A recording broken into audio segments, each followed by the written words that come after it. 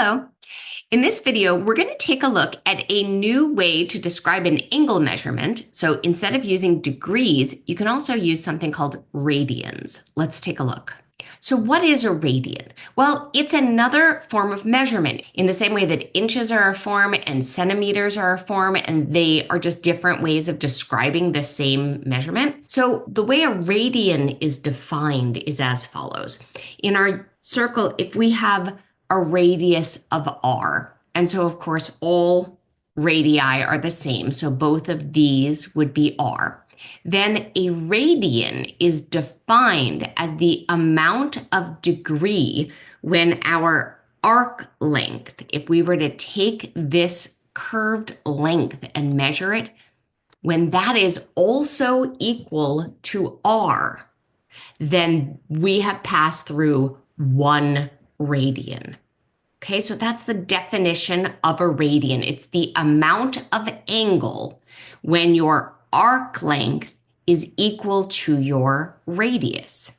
So we know that there are 360 degrees in a circle. So how many radians would there be in a circle? Well, we know that the length of the entire circumference is 2 pi times the radius, and each radius arc length gives us 1 radian. So that means that 360 degrees equals 2 pi radians. Now, when we want to say degrees, we put the little circle here to note it. If there is no unit measurement, then we assume the unit is radians, okay?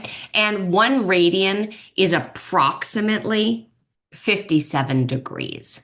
Okay, now, with our basis of 360 degrees equals 2 pi radians, we have both the tools we need to find any conversion from degrees to radians or radians to degrees, and we're going to start off by taking some of our standard degree measures and figuring out what they would be in radians, and my strong suggestion would be memorize these first bunch.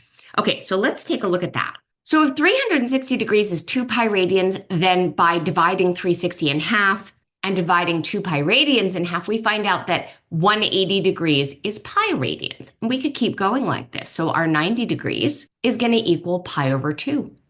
And our 60 degrees, 180 divided by 3 gets us our 60. So pi over 3 would be our radians.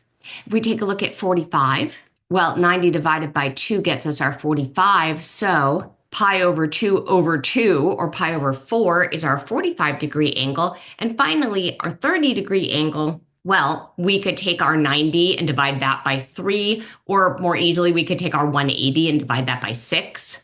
And we get that 30 degrees is pi over 6 radians. So those right there are 100% worth committing to memory. But now sometimes you get something weirder, like for example, 32 degrees, and you're asked to convert it to radians. Okay, well, what we know about conversion from any science class we've ever taken is that we're going to do it by multiplying by something that is essentially 1, so that we are changing the form but not the value. I'm going to write my 32 degrees over 1 just to keep everything pretty. And now I've got degrees and I've got radians. So there are 2 ways to think about this. One of them is to say whatever you are converting it into, so I'm converting it into radians, that unit wants to go on the top.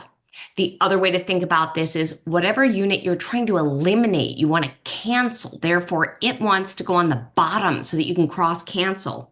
So I'm going to want to multiply this by radians over degrees, and my easiest thing to use is right there, pi over 180.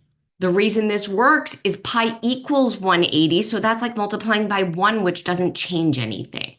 So now degree measures cancel, and I'm left with 32 pi over 180, which I can either simplify and leave as a fraction for an exact answer, or if it tells me to do it within 1/100th, then I would use my calculator and round. 32 pi divided by 180 gets me 0.56 radians. Let's say I'm given 7 pi over 9 and I'm asked to convert it to degrees. Okay, well, first of all, I know this is radians because there is no little circle to show me the degree measure. Okay, now again, I'm converting into degrees. That wants to be my top. I'm converting from radians. That wants to be my bottom. And I see that my pi's are going to cancel away, leaving me with 140 degrees. Leave any questions you have in the comments. Consider subscribing to my channel so you know when I put out a new video. And as always, keep on mathing.